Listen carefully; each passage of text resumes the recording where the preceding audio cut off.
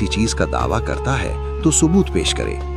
उमर ने कहा, कज़िया वाज़ेह है, इसलिए कि एराबी सबूत मांगता है और कहता है कि मैंने कसम खाई है कि अपने हक को पूरा लूंगा।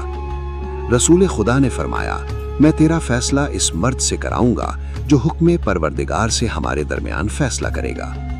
इतने में अमीरुल मोमिनीन अली अलैहिस्सलाम रसूल खुदा के पास आए तो वो मर्द रसूल खुदा के साथ झगड़ रहा था।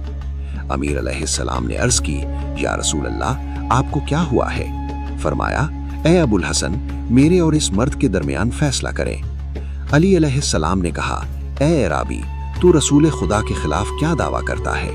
कहा, मैं नाका की कीमत का मुतालबा करता हूँ जो इनके यहाँ बेच चुका हूँ। अली ने कहा, या रसूल अल्लाह, आप क्या कहते हैं? फरमाया, मैं नाका की तमाम कीमत अदा कर चुका हूँ। अमीरुल मोमिनीन ने फरमाया, ए एराबी, क्या रसूल खुदा ने सच फरमाया है कि नाका की कीमत तुझे अदा कर चुके हैं? एराबी ने कहा, मुझे कोई चीज भी नहीं दी गई। हजरत अली अलैहिस्सलाम ने अपनी तलवार को न्याम से निकाला और एक ज़र्ब से एराबी का सर उड़ा दिया।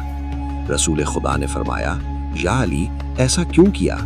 अर्ज की, या रसूल अल्लाह, मैं आपके अवामिर और नवाही और जन्नत और दोज़ख, सवाब और अजाब और वही खुदावंद ताला की तस्दीक करता हूँ।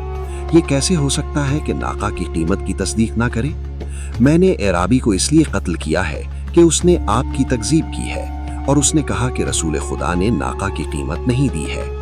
रसूल खुदा ने फरमाया, तूने सच कहा है और तूने सच्चा फैसला किया है, लेकिन दूसरे के साथ इस तरह न करना। इसके बाद रसूल खुदा ने हजरत अबू बकर और हजरत उमर की तरफ रुख किया और फरमाया, हुक्म खुदा इस तरह था कि अली फैसला करे, न कि तुम फैसला करो। अगर ये वीडियो पसंद आई तो चैनल को सब्सक्राइब करें और वीडियो को लाइक करें।